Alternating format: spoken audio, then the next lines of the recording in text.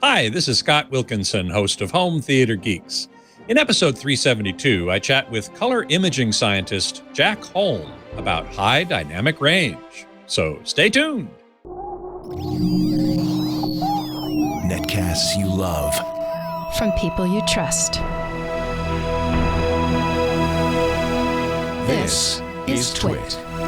Bandwidth for Home Theater Geeks is provided by CacheFly at CACHEFLY.com. This is Home Theater Geeks with Scott Wilkinson, recorded September 21st, 2017. Episode 372, HDR Deep Dive. Hey there, Scott Wilkinson here, the Home Theater Geek and editor of avsforum.com. This week's guest geek is Jack Holm, a color scientist and president and CTO of Tarkus Imaging. Hey, Jack, welcome to the show. Thank you, Scott. Glad to be here. So nice to have you here. Those of you who are tuned in live at live.twit.tv can join the chat room from there, or you can go to irc.twit.tv and you can post questions as we go, and I'll pass along as many as I can. It always helps to put my name, my screen name, which is my name, Scott Wilkinson, no dots or dashes, somewhere in the message, because then it shows up in a different color on my screen and I will more easily see it. So, Jack, we met at the Samsung QLED and HDR10 seminar a couple months ago here in LA, and I thought your presentation was really great, and so I wanted to get you on the show to talk about certainly one of my favorite subjects, high dynamic range, or HDR, which is how we'll probably refer to it from here on out. Let's start by sort of defining exactly what it is. Okay, well, high dynamic range is the ability to display a wider dynamic range, in other words, darker blacks and lighter brights on the screen than we've had before. And it really wasn't possible technically, except with very exotic technology up until fairly recently. So this is a new thing.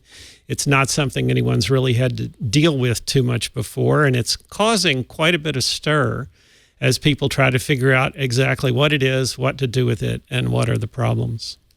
Now, I've often said that HDR is sort of more important to improving picture quality than increasing the number of pixels on the screen. Would you agree? Certainly at this point it is. Once you get up to HD, I mean, the jump to HD was very important for picture quality. I agree, yes. But sure. Once you get up to HD and you go to UHD, it's diminishing returns, and UHD certainly is better than HD, but it's not radically better, I wouldn't say, particularly the way most people look at it. So high dynamic range does offer the potential to be something that really is radically better, but there's also a number of pitfalls. So I hope we get to talk about those today. Oh, I'm sure we will.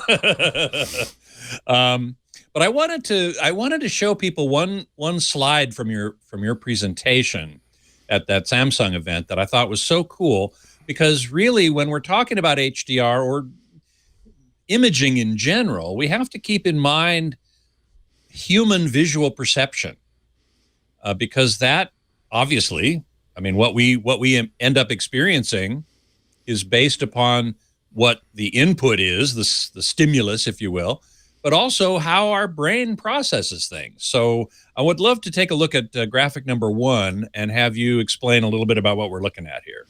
Certainly. This is actually one of the, I think, 3 points that I try to make that are really not intuitive and are necessary for understanding color imaging. And one of them is that many people think color is a physical property. They'll say the ball is red or the shirt is blue.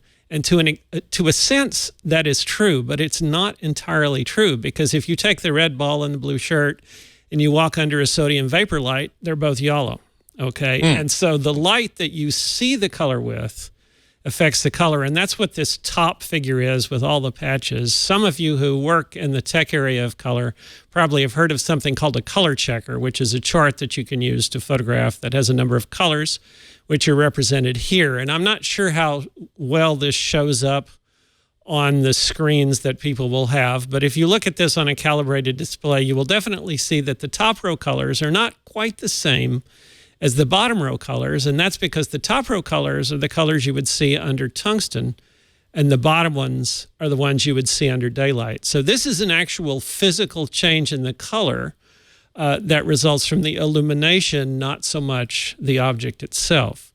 Now, the bottom one, which I think you probably can see on the screen because it's a little more dramatic, is that we don't really understand all of the color processing that goes on in the visual system. And this is an example of something that I don't think anybody knows why this happens. The letters in both of the words, the word chromatic and the word induction, and that's what the name of this phenomenon are the same. They're 25500 and sRGB. So they're pure red primary colors in 709. And yet I think a lot of you, if you stand back a little from the screen, they won't look red. Now, if you have a minute, since I'm sitting here talking forever, go up to the screen and look at them really close, and I think you'll see that they are, in fact, red. But as you back up, they're no longer red. And this is just an example of some of the complexity of the human vision processing that also causes color to do unexpected things. Yeah. Now, the word chromatic to me looks kind of more orange, and the word induction looks kind of almost magenta a little bit. Yes, and actually this will be different for different people. Even more strange. Yeah, so there was one, I showed this to a class one time that I was lecturing to, and there was one person in the class who says, they both look red to me. So I think it just depends on the processing in your brain, but most people will see those two words as different colors, at least if they stand back a bit. Now, is this the same thing as that famous "is the dress blue and black or white and gold" thing? You remember that? It was a year or two ago. There was that thing going around the internet with a picture of a dress from a catalog. And some people swore that it was black and was blue with black accents, and other people swore it was white with gold accents. It was the same picture. I don't think that was chromatic induction. I do think that was another visual processing effect. Because there's a bunch of them. There's not just a few. Yeah. And no, I understand. But that was a famous one that sort of took the internet by storm for a while. There it is. Yeah. Well, that was quick work. Yeah. Thank you to Josh, our engineer. He knows what he's doing for sure. So there's a number of these things. But the important thing to remember in all this is that it's perception. Color is perception. So you really can't think of color as being a physical property of an object. It is what you see. And right, exactly. That seems, somewhat esoteric and philosophical, but it actually has practical implications when you're designing imaging systems. Right, such as the ones we are talking about today. The other graphic that I wanted to show right off the bat was something called color volume. And this becomes critically important for high dynamic range imaging. And let's take a look at that graphic, and you can tell us what we're looking at here.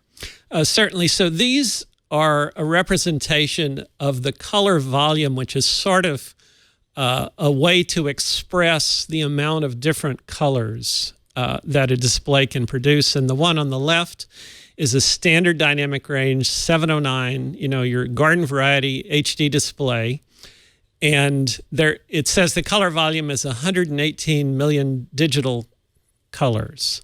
And that you can see if you look closely again, make everybody get their exercise going to and from. That it doesn't go all the way down to the bottom because it doesn't have the darkest black. It only goes to 1/10 of a lux, or of a candela per square meter. Candela per square meter. And the top, of course, only goes to about 100. So that's what you end up with. And then the primaries are the 709 primaries. And what I want to make sure everybody understands is that within this weirdly shaped volume, which is a three-dimensional shape, that's the range of colors and brightnesses of those colors that a standard dynamic range TV or display can reproduce. And there are plenty of colors outside of that shape that we can see out in the world, but that TV or display can't reproduce them. It can only reproduce in that small little volume. Yes, although the frame, the cube that the volume in it is in, doesn't represent anything other than the numbers. It's just a axis coordinate system. The volume of what you can see is probably closer to the one on the right, which is coming pretty close to covering what you could see at least at one time with one state of adaptation. So, but to get back to the middle one is sort of the standard now for HDR. I don't know that this will change a lot, but people will get better at using it. But you can see that the volume is, roughly 4 times the volume of the SDR. So you really have an enormously larger palette to work with when you're creating HDR than SDR. And the one on the right is the full 20/20 gamut, the full 0 to 10,000 candelas per meter squared. So that's really, as far as it will go, that would be useful. I don't know how far we'll go from the second one to the third one. We may go a little ways. We may decide to stabilize on the second one. Excuse me. And we should say that, the one on the right there is sort of the theoretical maximum that the HDR system that we have developed or have developed up to this point anyway, can go. Beyond that, things get too bright in a way.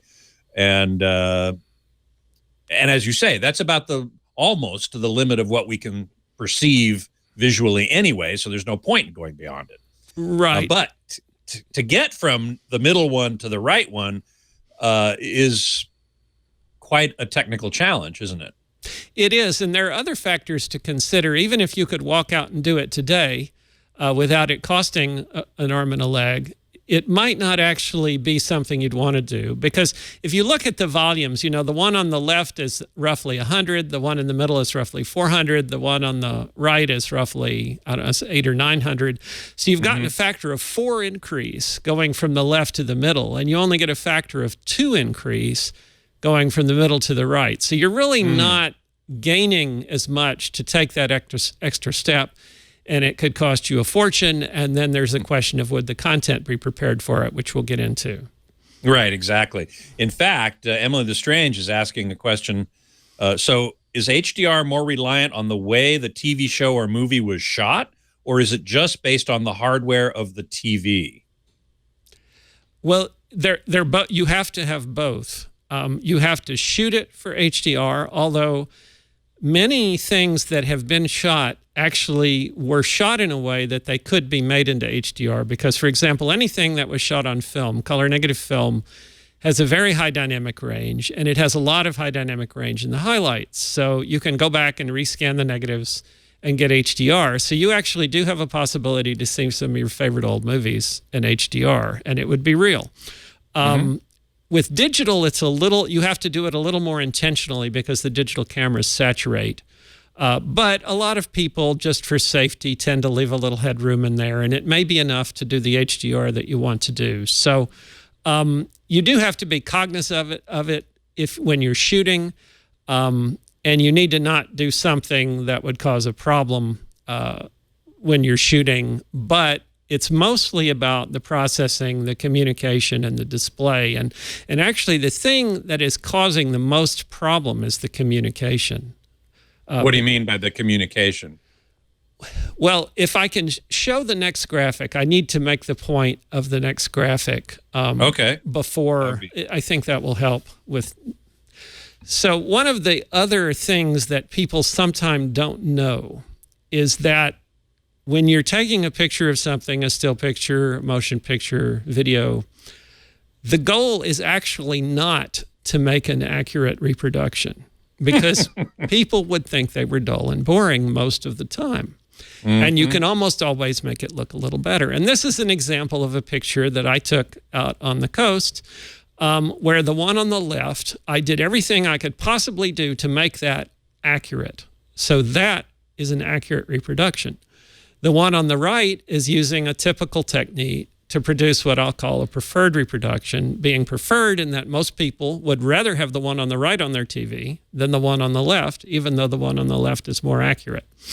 Now, the problem is that when you're making these preferred reproductions, what you want to do depends on the display that you're going to, or on the dynamic range and the color gamut of the display you're going to, because you can't expand it too far or it won't fit anymore. So the display that you want to display it on won't be able to do it. Right. So you have to sort of do this processing with the knowledge of where you're going. Now that we have HDR, we have two places we can go at least, and many people feel HDR is more than one thing. So, you know, but you've got one television broadcast unless you're using, you know, supplemental channels or something. So you're sending out a thing. What do you send? Do you send SDR? Do you send HDR? If it's HDR, how do you communicate it? What it was for, you know, in other words, what you were targeting for the display. So it's really important in the communication to be able to do all this. And the conventional television system never had to do this because all the displays were assumed to be basically a CRT reference display, and that was all anyone had to prepare for. And now you've got these multiple options. So this communication requires things that weren't available before, in addition to the display to display it. So I think what you're talking about here really is metadata, information that's sent along with the video to sort of communicate, as you're saying, you know, what is the intention? Have I got that right? If you could give it to me again, sorry. Oh, sure. What I'm thinking, as I understand what you're saying, really what we're talking about is metadata. That is information that is sent along with the picture, the image information that says how the image should be or was intended to be displayed. Yes. Well, there's two ways to do it. One way has two different branches. One way is to just send two streams, send an HDR stream and an SDR stream, and then you don't need metadata, but then you have different channels for SDR and HDR, which means more bandwidth. You're taking up more bandwidth to send two whole copies of the program. Exactly, and you have to make two copies of the program, which is a whole nother issue. The other way is to send one version and metadata, and the metadata can either take the SDR and make it into HDR, or it can take the HDR and make it into SDR. Well, what about the fact, and this was one point I wanted to get to with you, is that, as you said, with SDR, standard dynamic range, everything was pretty standardized, so to speak. You know, the mastering display, the TVs in the homes were all assumed to behave the same. Now, with HDR, that assumption is no longer valid. The way the display on which the content is created or mastered might have a certain set of capabilities, but the TVs, the HDR capable TVs at home or projectors or whatever, have many different capabilities. TV A will have one set of capabilities. TV B will have a different set of capabilities. And I don't see anytime soon that that's going to ever be standardized like SDR was.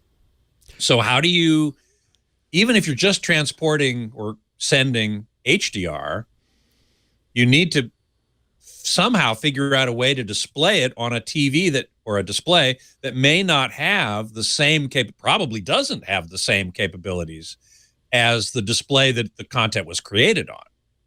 Well, I think there is an attempt in HDR to try to come up with sort of a minimum display capability for HDR, which is what I plotted in the middle color volume figure. And I do think there's an effort to move in that direction. There may be a few TVs that go beyond it, but there are reasons not to do that, because then there's a question of, well, how can you use it?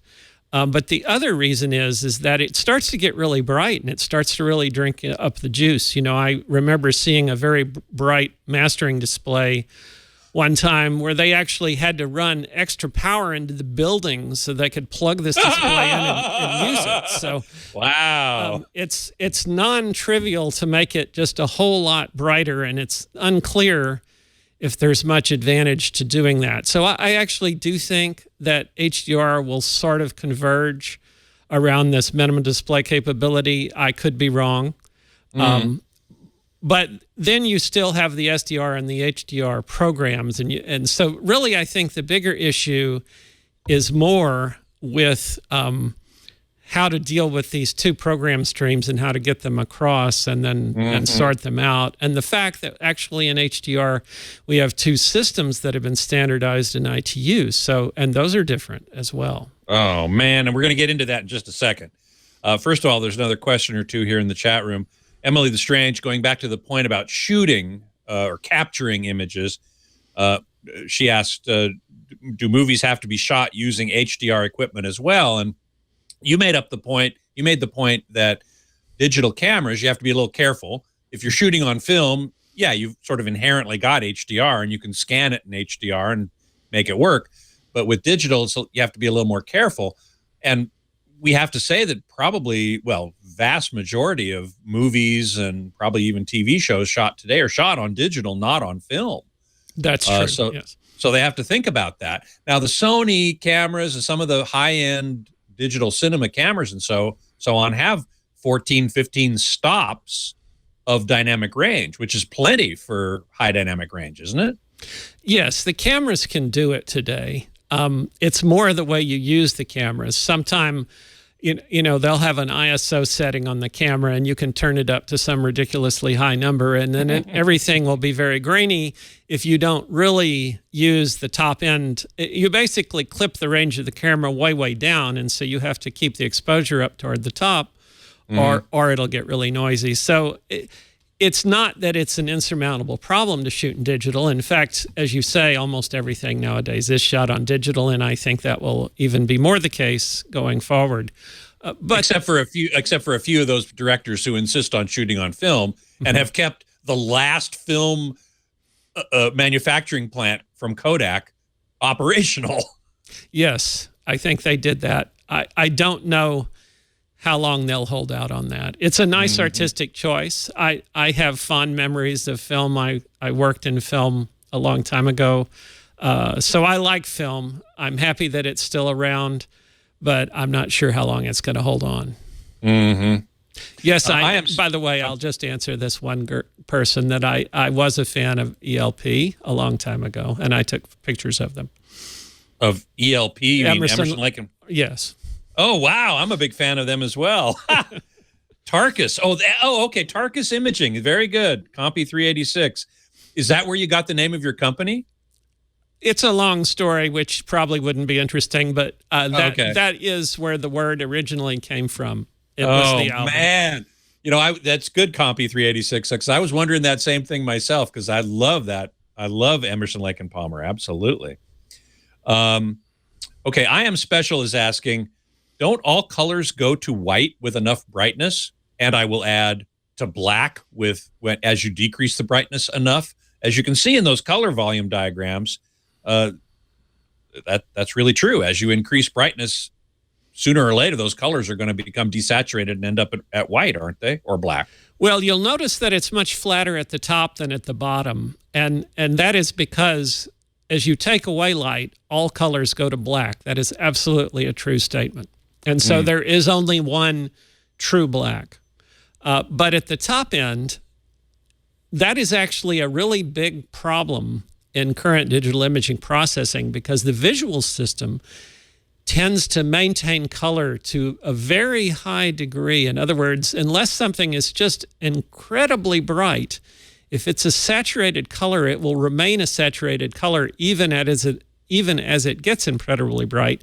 And that does not happen with digital cameras because they clip. So you'll clip one channel and then you'll clip two channels, and pretty soon, you know, you don't have any color left. All you've got is the one channel that's left. So digital cameras do tend to go to white.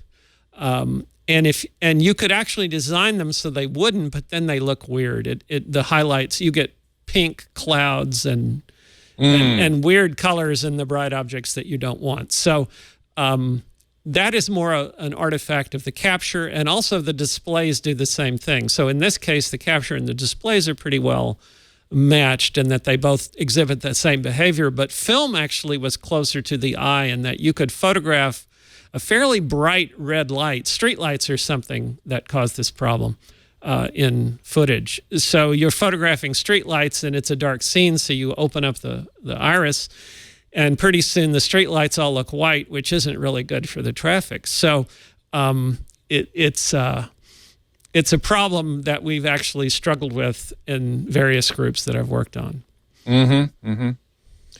Well, I wanted your thoughts for a moment on, since we were looking at this color volume, and we see that it offers artists, movie makers, TV content creators, a larger palette, more colors, greater range of brightness and darkness to work with. What will they do with that? Well, that's an interesting question, because there's a whole lot that can be done with it. And I think that there is a process of discovery going on where people are finding what they can do with it. Because I think the first assumption that people tend to make is that, well, I've got a high dynamic range display, so that means I can put a high dynamic range scene on it.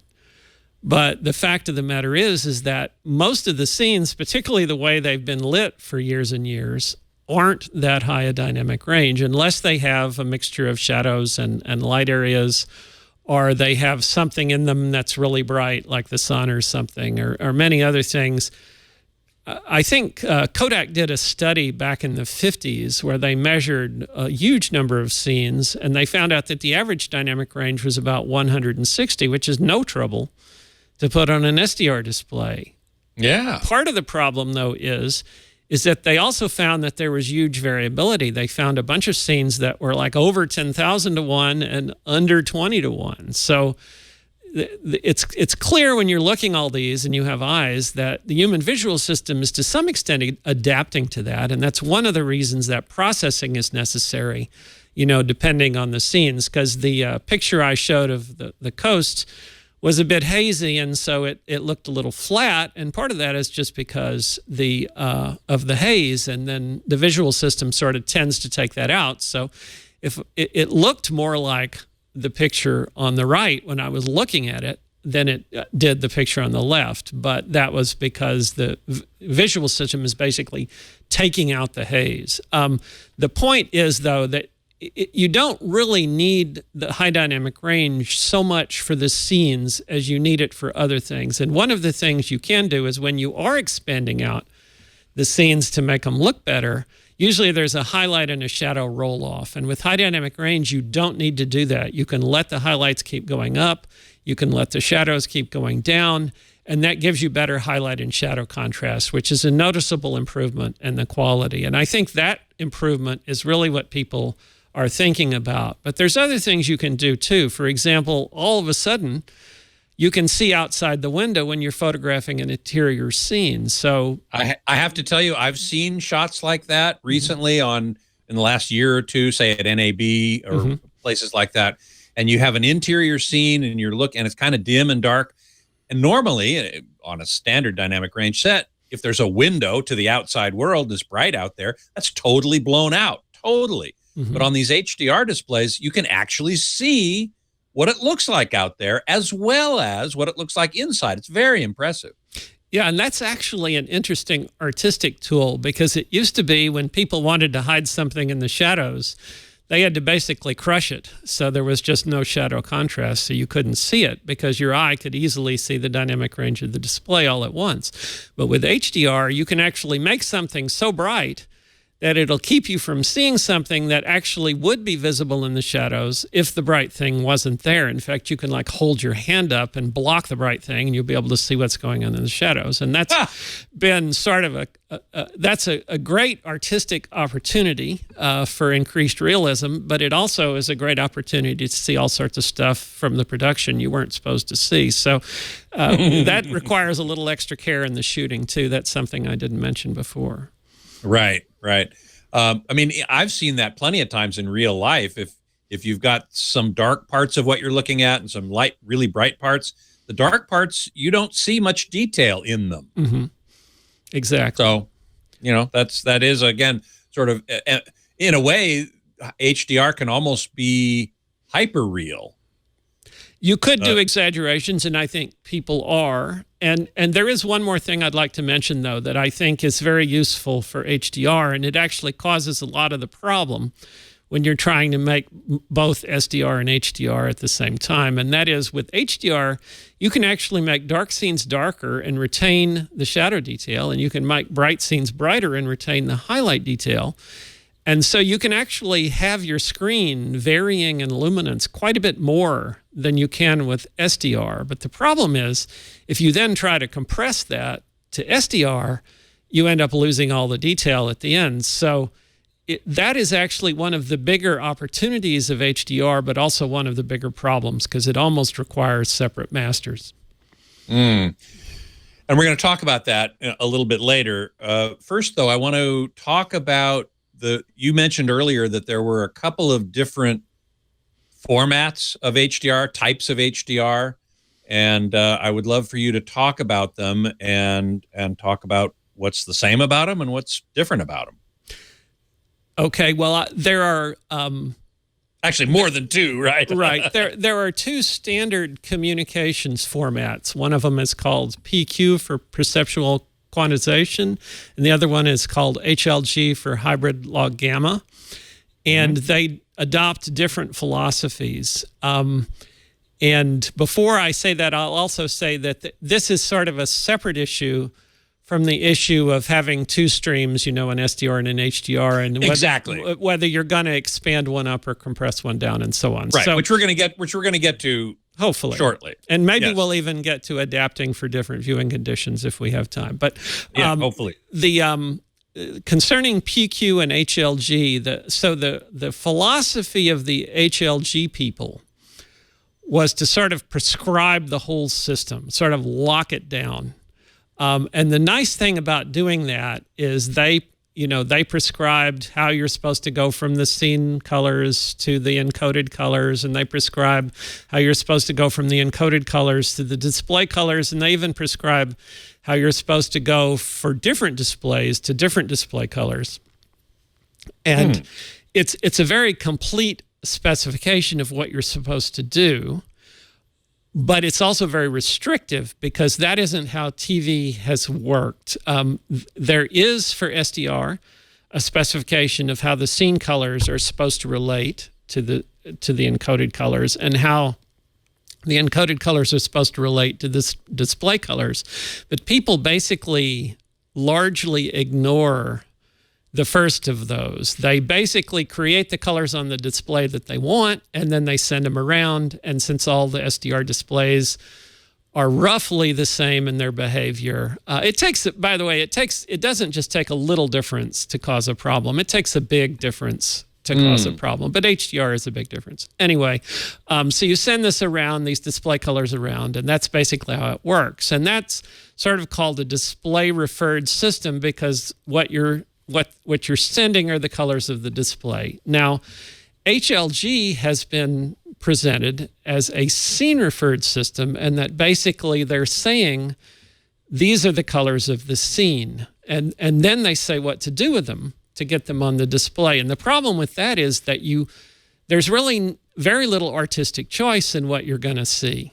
It's sort of pre-described by whatever you photograph. So if you have to go in and change anything, you have to almost do it in the scene, other than making it lighter. You can do lightness and darkness with the iris or the exposure, but there's not a whole lot of creative control in the HLG system, and it's not clear if people will actually follow it, or it's not clear to me, I should say. There are many people who will argue the other side of this and say, well, it's perfectly clear, it says right here, and that's true. It does say right here, but the question is, will people do it? And with 709, people just didn't do it. On the capture side, they did whatever they wanted on the capture side to make the colors on the display they wanted. So I don't know how that will work out. The look of HLG is also a little different than SDR, and I think we have some pictures. I don't know how well this is going to come out. This is a good question, because for the most part, people aren't watching on high dynamic range displays.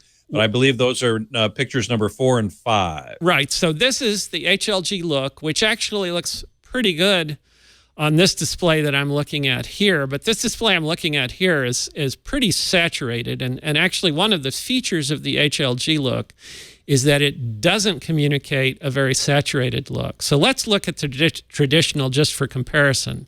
Okay, so if you can sort of flip back and forth between those a couple of times, so you can sort of see the difference there. And you can decide for yourself which one you like. HLG was largely designed by the BBC. And, you know, having watched a number of BBC shows, I can sort of see this look reflected in some of their shows. So, you know, I don't think there's anything wrong with the HLG look, but it is sort of different than what traditional SDR systems have made. And yeah, it looks to me a little, the HLG look, I wouldn't say exactly brighter, maybe a little more contrasty. Yes. In fact, what the HLG look does very simply is it leaves the scene colors alone and just increases the scene contrast. So the saturation stays as it was in the scene and the contrast is boosted, which I think gives you a look, you know, you see the contrast boost and you don't see. In the traditional look, there's actually a boost of both the contrast and the saturation. And so you get this look here. So it's not clear to me, first of all, whether with HLG people will do what it says. If they do what it says, then the question is, what will the displays do? There may be some people who love the HLG look and want the display to do nothing, but there may be other people who say, well, this doesn't look like what I saw before with SDR. I don't want my HDR to look worse than my SDR, and they'll want the display to do something to it. So I'm not quite sure how all that's going to shake out either. That's another of the open questions. Of which there are many in the land of HDR, right? Yes. All right, well, let's take a quick look at PQ then, and how does that differ from HLG? You said it was display referred as opposed to scene referred, which is HLG. Yes. So with HLG, you're encoding the scene colors, and with PQ, there is no attempt to claim what the scene colors were. What PQ is an absolute encoding of the display colors, and that's actually another difference because HLG, the encoding is relative to the display black and white. So as the display black gets lighter, the picture gets lighter. As the display white gets lighter, the picture gets lighter. So there is not a single look that you will get. It will vary with what the display can do. And that is very similar to what happens with SDR. And that was one of the things that I think attract people to HLG as sort of a similar to SDR behavior in that regard. PQ is quite different, and it says you should make this color on your display regardless of what your display can do. And if your display can do it, it does it. And if your display can't do it, it's up to the display to figure out what to do, whether to clip or to compress or whatever. So the PQ is a much more absolute encoding of what's there and gives a very consistent appearance across PQ displays. And that's very attractive to another group of people who, you know, particularly the motion picture people who have gone to great lengths to prepare what they think is a beautiful picture, and they don't want it to be showing up different on everybody's displays. So they like the PQ, I think, or at least that's my impression. Well, plus the fact that in terms of commercial presentation, we have Dolby Vision is the only high dynamic range commercial cinema system on the market, and that uses PQ. And at home, we have Dolby Vision for the home, and we also have HDR10, which also uses PQ. Yes. So I think it seems to me that you're exactly right, that the content creators, the movie studios and so on, are gravitating toward that because, as you say, they take great care to make the image look the way they want it to, and they want that to be as consistent as possible on the displays on which it is consumed. Yes, and that is actually a dividing line that has been discussed in some groups that work on this, which is that the graded content would tend to be PQ and the ungraded content would tend to be HLG. In other words, like live sports, possibly news, things of that nature, where there is not anybody grading the content. I'm not quite sure how that's going to work out because, again, you get into the trouble of communication, whereas you only get to broadcast one of them. So which one is it going to be? Well, this actually gets to the question that you brought up a little earlier, which is how do you we are in a transition time right now. There are still plenty of SDR displays out there. A lot of program material is in SDR, but HDR is coming up. And how do you deal with the fact that they're both here right now? As you mentioned, do you make two separate streams, two separate programs? That's pretty expensive. Or do you make one and translate one into the other, transcode or convert one into the other? And where do you do that? Where's the best place to do that? I mean, there's a lot of questions here. Well, I think it depends on the system. You know, one of the things that's also growing is internet viewing of content. And with internet viewing, it's actually not, I don't believe, I'm not an expert in this, but my understanding is it's not that big a deal to identify who's requesting it and give them what they need. So multiple streams is not a big deal. It's a big deal to the creator because he has to make them. You know, has to make more than one master, but it's not a big deal to the distributor at that point. But with broadcast, it's a big deal. With broadcast, unfortunately, also traditionally has not supported metadata. So you have the people who could do the metadata, the internet viewers, not really needing it, but maybe doing it just for storage reasons or something. And then you have the people who actually need the metadata not really able to support it. So it's a difficult problem. And actually one of the things that HLG was attempting to address is this problem because they tried to design their signal in such a way that it wouldn't be awful if you just viewed the HLG signal, the HDR HLG signal on an SDR display. And actually that's the last graphic. So if you can show the traditional graphic, which is the second to last, and then the last. So that's the traditional look again for reference. And the next slide is what you get if you send HLG HDR to an SDR display. And it doesn't look bad. This is a picture that makes it look better than it looks some of the time. But, you know, if you can flip. Can we toggle back and forth? Yeah. It's a little flatter. You know, there's a little more compression in the highlights. But, you know, you can certainly see what's going on. And some people might think, well, hell, that's better than what I see on the airplane. So that's a pretty low bar you're setting there. You know, that is one of the things that was a design goal of HLG is to make that possible. Is to be backward compatible. Yeah, to an extent. You know, they realize that it isn't like you know, what you really want. And in fact, one of the big problems is that, well, once you do that, which do you optimize for? Because you could actually grade it so that the HLG HDR signal looked good on the SDR display and not so good on the HDR display. And we don't want that to happen either. Oh, man. Or you could grade it to look good on an SDR display or look good on an HDR display, and then it wouldn't look as good on an SDR display. Absolutely, particularly if you use the extremes. One of the things you really need to avoid if you want the backward compatible look to be okay is you need to keep most of the content in the middle because you've got this compression at both ends. So if you keep most of your subject matter in the mid-tone range, though, it doesn't look too bad. But then it sort of defeats the purpose of high dynamic range. Yeah, that's not something you want to do. So it's you know, are we having fun yet? That's the question. That is the question. Yes. A couple questions in the chat room. Speaking of questions, Beatmaster is asking: have you compared BBC shows that are shown with HLG on their broadcast with versions of the same show that are released, say, on Amazon or something else that might do it in HDR10? I have watched BBC. I have not watched HLG broadcast. I've watched BBC shows that were delivered over the internet, which to me look like they're more or less following the HLG prescription. I think they're doing a little something. I don't think they're strictly scene referred, but they do tend, particularly with sport and so on, to more or less follow the prescription. So I don't know if that answers the question, though.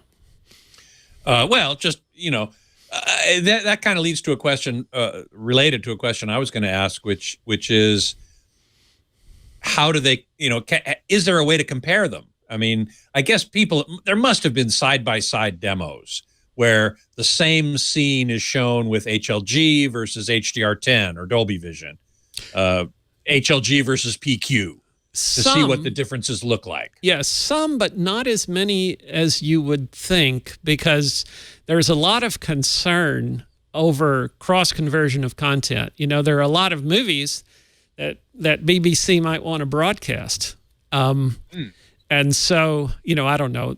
I'm just speculating, but I would think that that's true. And, so I know that there is a lot of concern over cross-conversion, and so there's a lot of discussion about how to do the cross-conversion. In other words, should the cross-conversion go and try to make it look like HLG if it didn't? Should it, or if you're starting out with HLG, when you go to PQ, should you try to make it look like it was done the other way? Should the TV try to do this somehow?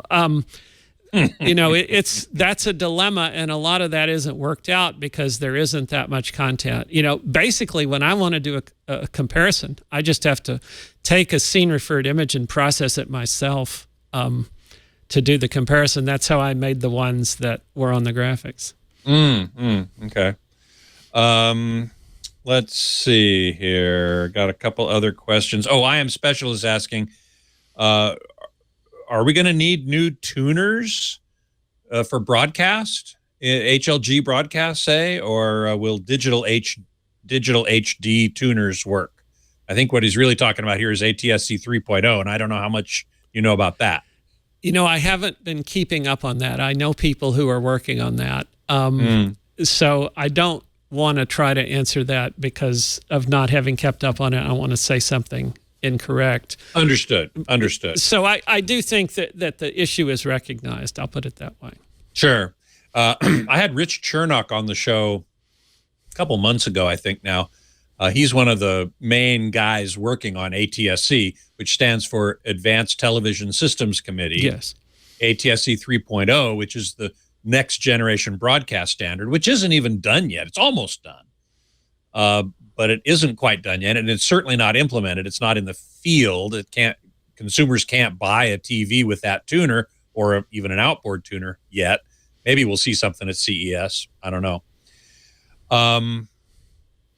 Let's see. Emily Lestrange is asking, do you think that HDR has applications in things like astronomy to see long distance things? Well, that's a very interesting question because I went up to the Tetons for the Eclipse and I had... Oh, did you really? I'm so jealous. Well, it was wonderful. But oh, man. I had a little 6-inch reflector telescope with a Canon 5D on it. And boy, that totality was incredibly high dynamic range. Very high. I would have needed, and I'm not even talking about when the sun disk is visible. Even after the solar disk was completely obscured, I would have needed 20 stops of dynamic range to capture the whole thing. And wow. So it was very interesting to me because I had not tried that before. I had seen one other solar eclipse and it was partly cloudy.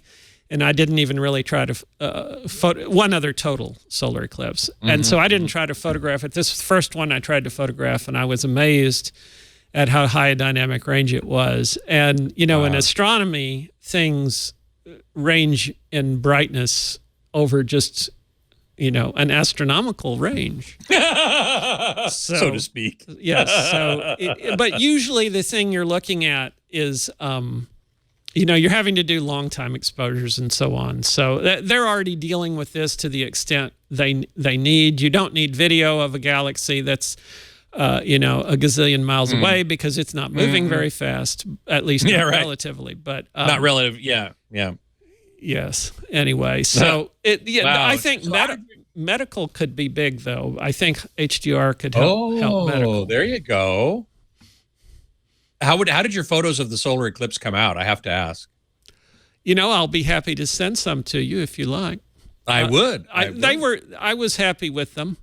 as being the first time I did it, I was happy with them. Right. I can you were think just of experimenting. I would do more exposure bracketing if I had it to do again, so I could try to combine images to get that dynamic range I was talking about. Lukesh has an interesting question here. If Dolby Cinema has a peak brightness of 100 candelas per meter squared, or nits, which it does roughly, like my Panasonic Plasma, with a similar black level, why couldn't we display Dolby Vision on a standard dynamic range TV? You could if it really has the black level, which it may with the Plasma. So Plasma might, yeah. Yeah, actually, or OLED can do it too. But there are opportunities to display HDR if you're in a dark viewing environment that don't really require that high of a brightness, but you do have to be in a dark viewing environment. And and actually, the other topic I was hoping to squeeze in here was which we can, which is the adaptation for different viewing conditions, because people talk about making these incredibly bright displays, more than 1,000 candelas per square meter, and I actually think the real value in that would be to maintain the master in the brighter viewing condition. In other words, I wouldn't use it to make 4,000 candelas per meter square that you're going to view in your living room at night, because that's just going to hurt your eyes. I think that what you want to do is use that 4,000 so that you can look at it in the daytime with the window open, and it still looks good, because that's really where I think this high brightness is of more use than just trying to make bright things even brighter than 1,000. Because 1,000 in a dark viewing environment is really pretty bright. It's really bright. I totally agree. And that's why I always say, or often say, that for me, I do most of my viewing in a dark room, basically a black hole. I mean, I painted my theater Munsell Gray N5, I think. So it's very dark, and blocked all the windows, and, it can be a black hole in there. And I don't need any more than an OLED, which doesn't get as bright as these LCDs, these giant, bright 1,000 up to 2,000 nits these days. And I don't need that in there. But if I had a big TV in a living room, or, some sort of room where I was having a sports party or something like that, I would want the LCD because of that added brightness. Exactly, yes. And I actually, that's a very good question, though, because there is an opportunity with HDR to take TVs that just natively have a very good black level and a reasonable white level and display the content as HDR. I'm not quite sure what'll happen with that. What about, have you spent much time looking at or thinking about taking SDR material and sort of expanding it into HDR? Because a lot of the TVs, the HDR TVs you can get today, will do that. And it actually, how much does it improve the image? To me, it does improve the image, but it looks a little fake. Well, it depends entirely on how you do it and on what information you have. It is possible, if you capture the SDR very carefully, where you're using a knee for the highlight compression and you know what the knee is, you can take that out and it probably will work pretty good. But then you need metadata to tell you things like, well, I needed to make this bright scene lighter because now I've unrolled the knee. So if you have knowledge of the capture conditions, and the capture conditions were appropriate, in other words, you just didn't clip it white, and you have the metadata directing you how to expand it, I think it can work reasonably well. Of course, the same goes for capturing HDR and turning into SDR, and one could argue that it's easier to go from HDR to SDR than from SDR to HDR, because you don't have some of the quantization worries that you have going from small to large. So my inclination is that it's better to go from HDR to SDR. The problem is that if the preponderance of TVs are SDR, you're better off to send out the SDR signal with the metadata on what to do with that than to send the HDR signal with the metadata, because the TV may not understand the metadata. Mm-hmm. Well, and this is also addressed by HLG, as we talked about earlier, you know, that if you send an HLG signal to an SDR TV, you'll get something reasonable, presumably. Yeah, it depends on how picky you are. You know, I was... Well, I'm pretty picky. You know, I've talked with people, you know, and one of the frequent comments is, you know, that it'll look worse than the SDR, and why would anybody want to go to a system that makes things worse? You know, when I say worse than SDR, I mean worse than if you had just graded the content for SDR, and it will look worse than if you graded the content for SDR. So I sort of hope that isn't what happens, because, you know, I don't want things to get worse. You know, if they can't get better, leave them alone. You and me both, brother. So I just want, if it can't get better, leave it alone. But I think I do know that a lot of the purchases of content, the broadcasters, are starting to are aware of this issue, at least some of them, and are starting to put into contracts where they buy something, you know, that you have to deliver SDR and HDR, you have to deliver only SDR. You know, they're saying what they want, and hopefully they'll broadcast it appropriately, and we won't have that problem. Mm-hmm. In our communication before the show, you mentioned something that you called conservative HDR. What did you mean by that? Well, that is the production of HDR content where you keep everything in the midtones. So that if you do just sort of compress it down to SDR, it looks reasonable. Mm-hmm. So that would be one way to manage it. But again, you're not taking full advantage of what the new TVs or displays can reproduce.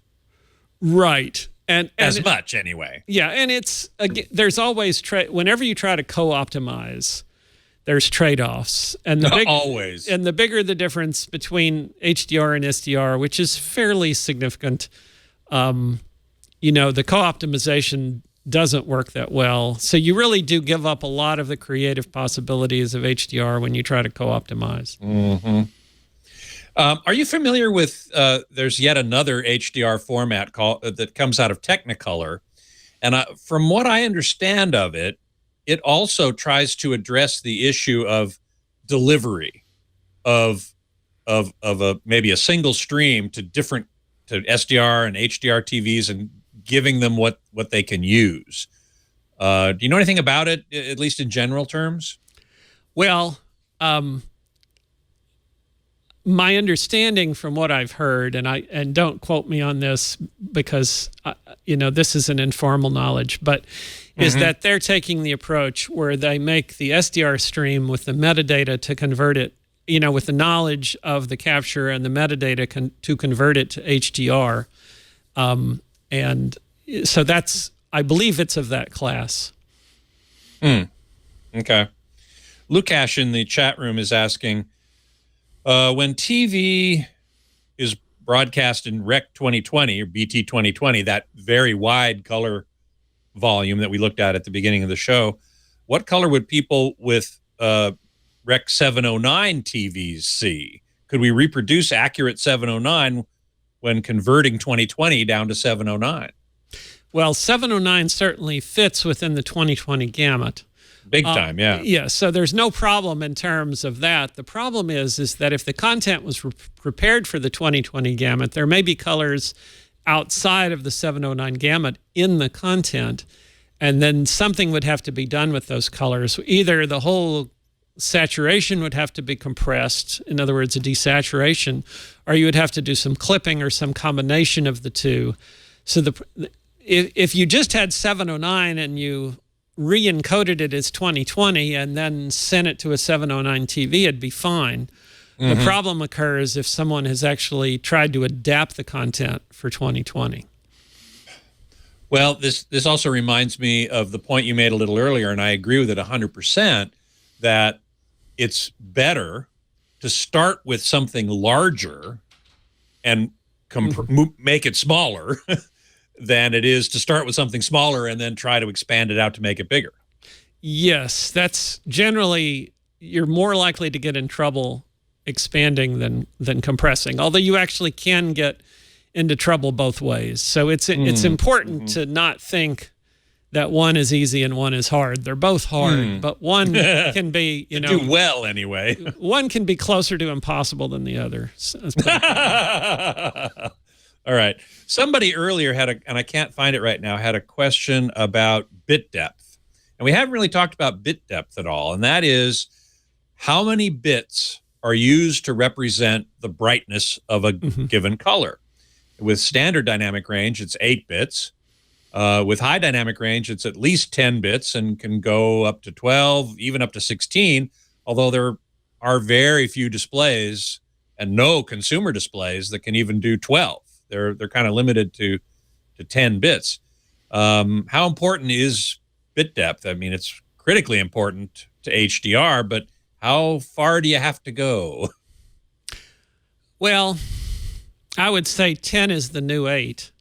So basically, if you want the quality you get with 8-bit SDR, you're going to need 10-bit HDR just because of the extra range. And if you go to 12-bit HDR, you're going to have quality more or less comparable to 10-bit SDR, which is generally considered quite good. So bit depth is an issue. It's not a huge issue. There are no straight conversions between bit depth and quality because of all the processing that goes on and the compression and the expansion and so on. True. So, and how the curve as you go from dark to light. I mean, there's a whole. I mean, this could be a whole another show of how many bits do you need to encode a just noticeable difference in can you see a difference between this brightness level and this brightness level?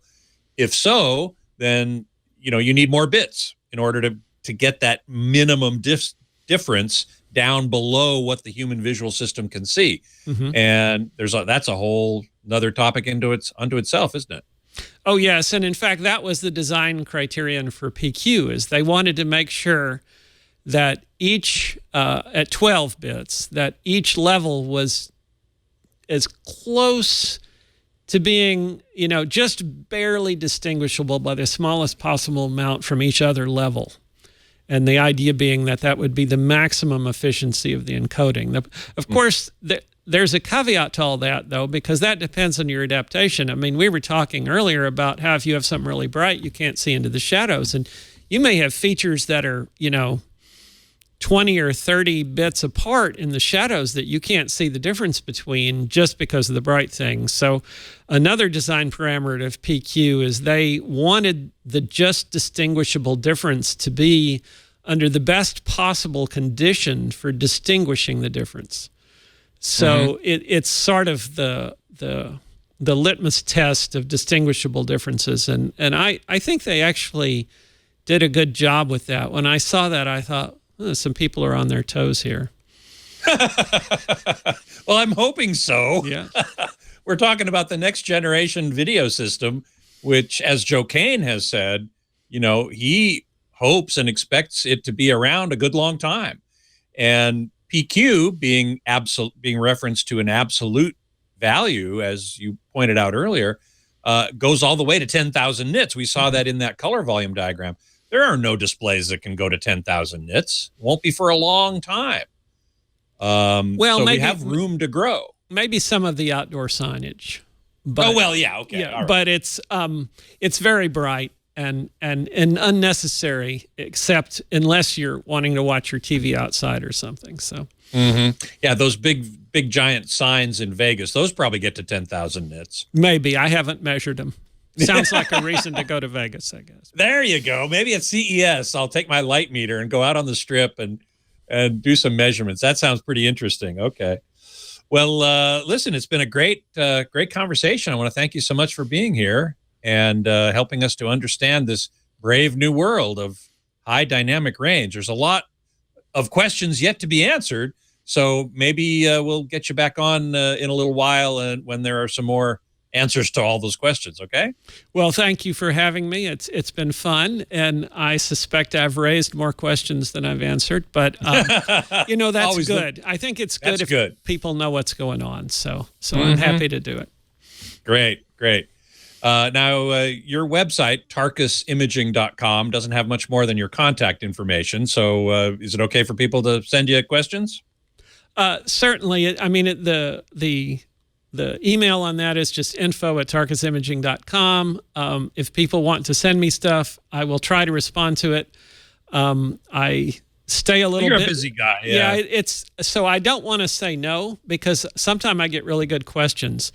And so I don't want to say no, but I want people to be very patient waiting for answers, because it may take a while. And that's why there isn't much on the website, is because unfortunately or fortunately, I stay about as busy as I can be already. And that's so I'm not really trying to advertise, but I do appreciate the opportunity to come and talk about this stuff, because I think it's fun. I do too. Thank you so much. I really appreciate you being here. You can always find me, of course, at avsforum.com. You can email me at scott@twit.tv, and you can follow me on Twitter at avsforum. You can always find previous episodes of Home Theater Geeks right here at twit.tv/HTG, and on our YouTube channel, youtube.com/twithometheatergeeks. Next week, my guest geek is scheduled to be Eric Boulanger, founder and president, I guess you'd say, of the Bakery audio mastering facility on the lot of Sony Pictures. We'll be talking about his work on many interesting projects, so I do hope you will join us for that. Until then, geek out.